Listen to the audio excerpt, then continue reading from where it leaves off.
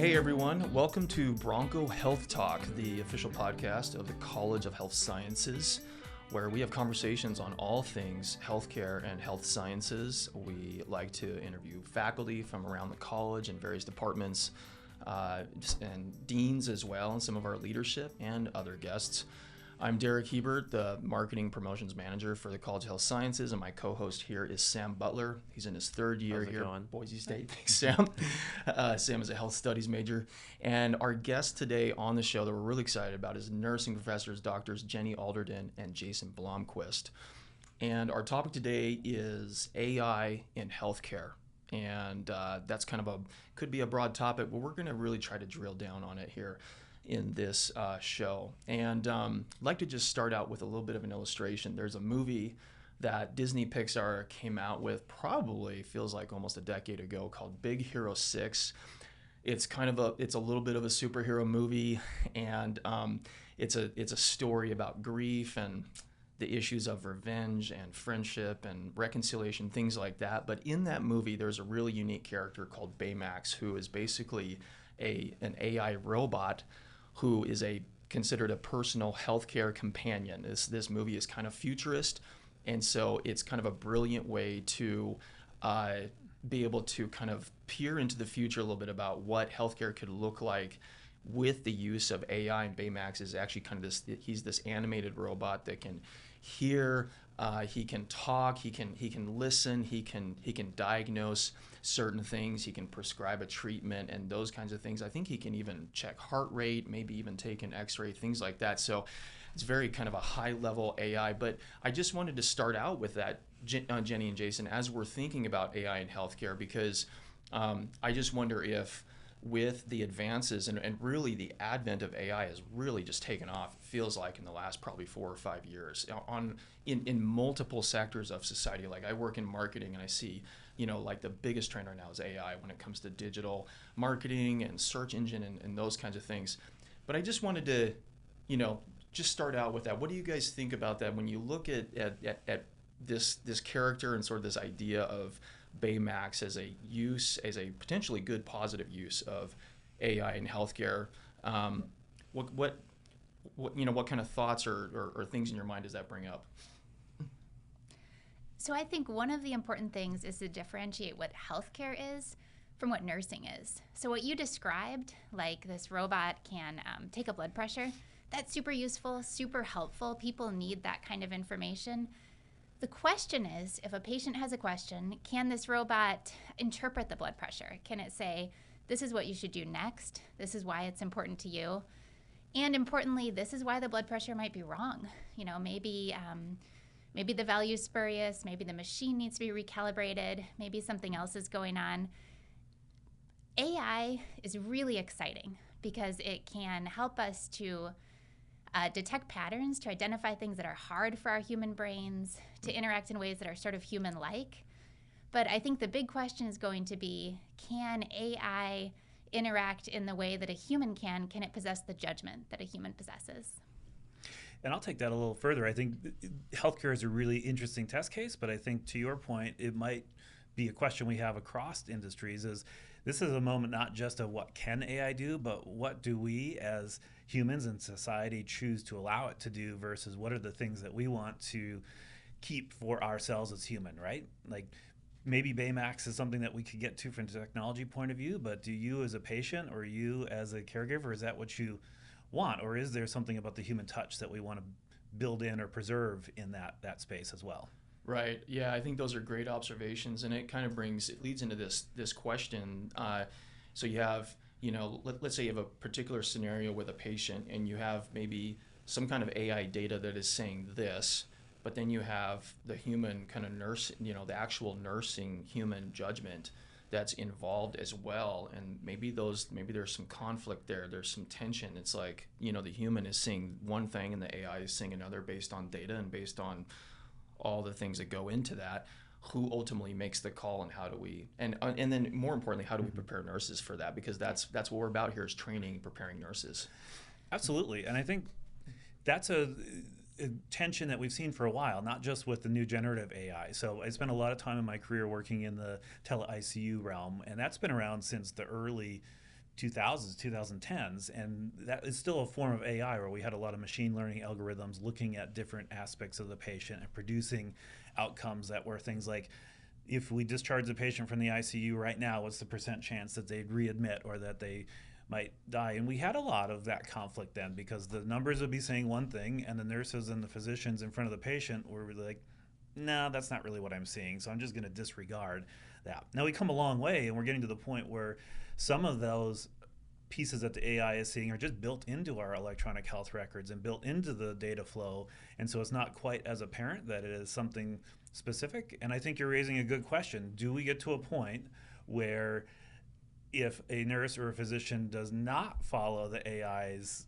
lead, would they be in trouble? Versus the other side is, if they do follow the AI's lead and it ends up being wrong. I think there's a really interesting conflict that we're going to see right now is how do we, because there are things that the AI can see and the patterns that Jenny is talking about that is beyond what just a individual human could see. But you're right, how do we meld that, and where does that decision, that responsibility, and ultimately in healthcare, where does that liability lie as well, to be quite honest with you? And I think right now, when we talk about the patterns that an AI can see, AI is very exciting. We see it kind of doing incredible choosing of our Netflix or choosing, what you're going to buy next from Amazon. But keep in mind that in healthcare, what the AI can see is only a sliver of what's going on with the patient. So the AI is going to have access to what we enter in the electronic health record. It's going to have access to some of the physiologic monitoring we do. But there's a huge swath of the contextual factors that AI cannot see. So, for example, I do work developing machine learning algorithms, AI, to determine whether or not a patient is at risk for a pressure injury, a bed sore. And one of the things that I've discovered is that even when we can make the AI algorithm pretty good, nurses will often understand contextual factors that aren't yet built into the electronic health record. So, for example, if a patient falls down at home and they aren't found for a little while, that puts them at really high risk for developing a pressure injury because that's very hard on their skin. But the electronic health record doesn't always know that that happened. A lot of times the nurse does. And so the nurse might look at an algorithm that I developed that I think is pretty good. And the algorithm would say this patient is at relatively low risk for a pressure injury. And the nurse would know, wait a minute, my spidey sense is saying something's off. That's something that humans have that AI doesn't always have. It's that kind of we call it nursing judgment, nursing wisdom. Sometimes you bring in a nurse for a second set of eyes, especially an experienced one, and they can't tell you exactly why they know something's off, but they do. That's really hard to put into data to help an AI be able to do that. And also, sometimes the nurse knows part of the story. They might know from the family, hey, this also happened. We don't build the whole story into the EHR. That would take 100 years. But the nurse might know something that the algorithm doesn't. So I would always be careful, thinking that AI is smart with a grain of salt, because AI only has the data that it's trained on. And right now, particularly in the healthcare setting, the EHR doesn't really exist to tell a complete story. The EHR mostly exists for billing. So it is an imperfect way to tell a patient's story and to make decisions about what people are at risk for or their treatments. That's good. Yeah, that's interesting to know. What does EHR stand for again? The EHR is the electronic health record. And so when we talk about AI in healthcare, especially within the inpatient setting, we're usually training the data that the AI uses to learn and then make its decisions come from either the electronic health record, where we enter data about patients' vital signs and we enter notes about things that they're doing, we enter their medications and how they respond to them, and then sometimes also physiologic monitoring, like your blood pressure cuff or continuous monitoring of your oxygenation, lab values, those kind of things. Yeah. So going back to what you were saying, Jenny, kind of talking about how AI used to assist, where do you think you draw the line to where it's going to replace, and how do you combat that to keep it from happening? So one of the things that's important to know about nursing is that we are licensed. So nurses make decisions, and we have a license from the state and from the country that says this person is adequately prepared to make this decision. We've taken a licensing exam. We do continuing education. AI algorithms are the Wild West. They are not licensed. An AI algorithm can never make a decision about a patient's care in a legal way because the AI algorithm does not possess a license. This is true for medicine, nursing, dietitians, OT, PT. the whole interdisciplinary healthcare team that possesses a license also within that license use their clinical judgment. Without a license, without clinical judgment, the judgment that a human possesses, an AI can be a great assist. It can point things out to us. It can say, hey, have you considered this? Or based on my training data, here's what I think you should do. But ultimately, the human needs to take that within the greater context that the human is aware of and within all of the preparation they've had for their license and decide, I agree with this, I'm going to do this, and I'm making that decision.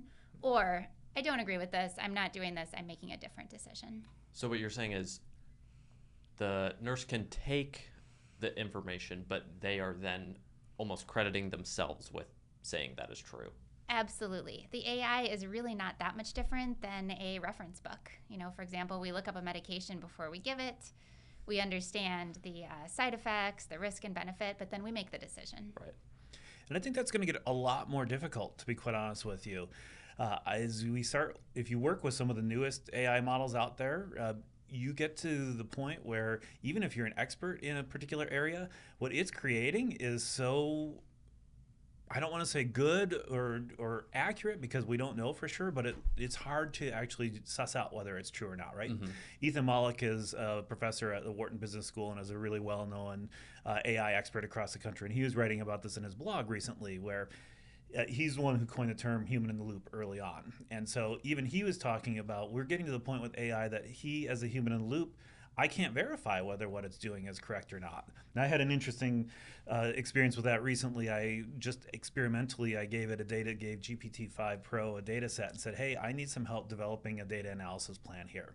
And it gave me a wonderful data analysis plan. I tweaked it a little bit, and then it ran it for me. But it's at the point where I don't have the statistical knowledge to know whether it did it appropriately or not. And I even brought in some statistical experts like Jenny and our endowed chair, and even they're like, this is beyond what I could verify. So I think about that in any field. And this, when we get to the idea of what about people using just AI on their own for healthcare? Like I could have it create an incredibly detailed marketing plan and it would look good enough to me, but I can't tell you whether it is accurate or not. So that gets to the idea of trust. And are we getting to a point where we're going to trust without actually understanding if it's accurate? And that's kind of a scary thought for me in healthcare, especially if it is designed to feel like it's accurate, even if it's not guaranteed to be accurate. Do you think, in the near future, like Boise State just came out with their own AI platform, if, some of the EHRs could come out with their own factual-based So you are seeing that right program. now. Some of the largest EHRs in the country are creating their own large language models based on the patient data they have. So if you have been to a health system where you have interacted with Epic or Oracle's or Cerner, they're using that data. But I think that still goes back to the incredibly important idea of how does a language model work? Like that's our current generative AI focus, right? They are not factual machines. They are very good at mimicking language and probability of language context. That's very different than coming up with facts, right? So it will look and sound and feel factual, but it's going to be really difficult. And we don't know how they work, right? Even the people who design them, we don't know how they work, and we can't get it to tell us how it works. When it comes up and says, Sam, here's your diagnosis and what's going on, and you're like, well, how'd you get there? Here's your diagnosis and what's going on, right?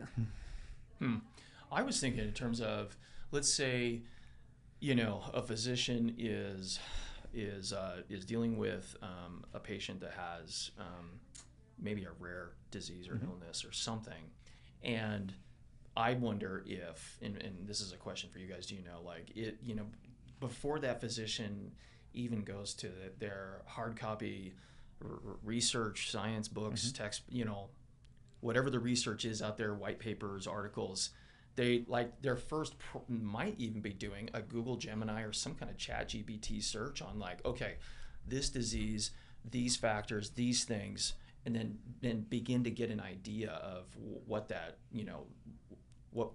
what's the kind of research or things that they're going to even need to begin looking at to be able to make a correct diagnosis and a treatment plan. Would you say that's the case? Well, I think there is a possibility of designing and training tools that would be more helpful in that situation, right? Right. That would be trained on some of the, and I think you're right, that could be a new augmented tool that we might see. Yeah. I think I go back to my point of what I would hope would be that, especially where we're at now with the technology, is that provider, that physician does not just cut and paste, if you will, like using that as an augmented piece of information rather than an end-all be-all, because it could have access to a lot more pattern probability data sets that could help key in on something that maybe that provider didn't, but part of a larger differential diagnosis process, which is how our doctors in this country are trained to think. Yeah, that's good. Let's jump into this question here. We're thinking about rural and underserved areas. There's obviously a lot of those in the U.S. There's a lot here in Idaho, and the ongoing nursing shortage and how it affects those areas. Could AI help address those shortages, or would it create new disparities? What do you guys think? That's a good question, and AI is a broad concept. So one of the things that you will see in Idaho and in other places, which I think is very exciting, and I'm sitting next to an expert, so I should have given this to Jason, is telehealth. It is possible now for humans to not be in the room and still interact in a very high-level way with patients, be able to assess them, be able to take care of them. When I think about disparities in AI, I think it goes back to that training data. So the way the AI thinks is based on the data it has access to, its training data. And the problem with underserved communities, including rural areas, and also people without insurance, people who have less access to the healthcare system, is that they are also less represented in that training data. So if you consider that when the AI is making decisions, it's making decisions based on the corpus, the body of data that it has, consider that if some people or some types of people are underrepresented in that data, it might not make decisions, or it is good for that kind of person. I thought about this a lot as we were preparing for this conversation. I think my honest answer is I don't know. Like, I think there's so many factors that play into this, whether it is, are we thinking about AI augmenting existing healthcare in those rural areas or even urban areas? Are we thinking about it replacing? I mean, what piece are we thinking about? An AI bot that's going to tap you on the shoulder every day and remind you to weigh yourself and exercise and eat healthy, those types of things? Like, it could be any of those. So I don't know. I think a bigger question right now would be to, since all this is so new, is what do our different communities, whether that be a rural community or a population community, what do they understand about it? What do they want? Like, I think that's a place to start rather than here's this great thing. Let's figure out what they want and what they need. Yeah, that's good. That's good.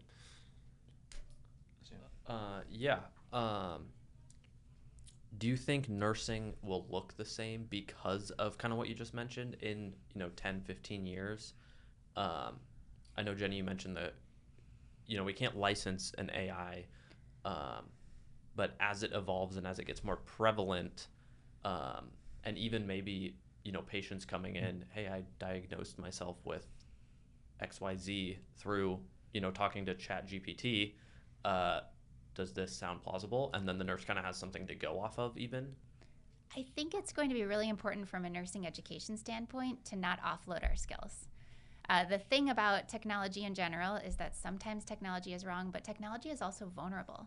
So it's entirely possible that like a foreign enemy or something could crash our system. And we need nurses that can interact, can take care of patients, can make decisions about patients, even if there is nothing augmenting their decision making. So that's number one. I think it's important not to offload our skills. Number two, that's an interesting one. When patients come in because they have been, we already see this with Googling. Right. AI is just like Googling 2.0. Yep. So patients often do have really insightful and useful information about what's going on with them, but they don't always have the best information. Right. And one problem with the current iterations of most of the chatbot style AI models like Claude or ChatGPT is that they are very easily led. So if I'm a patient and I think something's going on, I can get the AI to absolutely agree with me, right, because ultimately it wants to make me happy. And so I think that one of the things we'll have to work on with nursing students, with medical students, nurse practitioners, is helping people do really good interviewing with patients to elicit the information we need to find out what's really going on, because AI can guide us, but sometimes it guides us in the wrong direction. Yeah, I think nursing will look very different, but I think all jobs potentially could look very different if even a proportion of what the hype out there is to come true. Interestingly, you are also starting to see movements to protect certain titles, right? So Oregon just recently passed a law that to use the title nurse, that cannot be applied to a machine learning or an AI algorithm. A nurse has to be a human being that has gone through those pieces.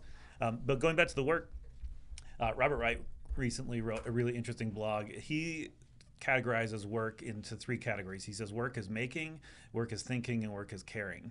And his argument right now is that as AI gets better and better with what we're seeing now, it is starting to do a lot of that thinking work potentially, and with robotics doing a lot of that making work potentially. So what's left for humans potentially could be that caring work. And so in that regard, I think nursing is set up well. We're one of the few professions that actually has theories and science of caring already built into our literature, and how do we think about that moving forward. So I think it comes back to, again, what do we want it to look like as a society? I know there's a lot of things I do as a nurse now that I would love to get rid of. Like, we built this information and digital ecosystem that spends a lot of my time just feeding the computer, or we joke about we're not doing nursing care, we're doing epic care, because it says do this at this time and I want my green check versus my red X. And so, what would it look like to get back to that science of caring? Yeah, I think that's really good. That's it seems like in this conversation right now, I continue to see this theme of the kind of the juxtaposition between like what makes for a human who can provide care versus an AI or a machine that can provide care. And I think I want to, like, we've got time for one more question. I think I just want to tackle that. And I want to introduce that with maybe another analogy, if you guys would just indulge me a little bit. I'm going to geek out a little bit here. So there is a sci-fi book written by a very prolific sci-fi author named Philip K. Dick. He wrote this book that became the Blade Runner movies. The book is called Do Androids Dream of Electric Sheep? It's kind of a funny title. But basically the whole premise of the book is this is set, thousands of years in the future or so. And there's these android, like basically these AI humans. They look exactly like humans. They just, everything about their behavior is pretty much almost human, except they're not fully human. They might be like half human, half robot or whatever, but they're not fully human. Well, there's a particular set of these androids that have kind of become so self-aware, and they've rebelled against their human owners or whatever, and they start killing humans. And so in the future then, in this story, these Blade Runner agents, they're called Blade Runners, they go and they try to find these, these rebel androids to basically like retire them, so they don't keep killing people. And the only way that, but because they're so, but because they look so human, they have to be able to tell, is this an android or is this an actual human? Like they don't want to kill an actual, they don't want to retire an actual human. So they have this test, and it's basically the test that they do with the android is to see if they have empathy or not.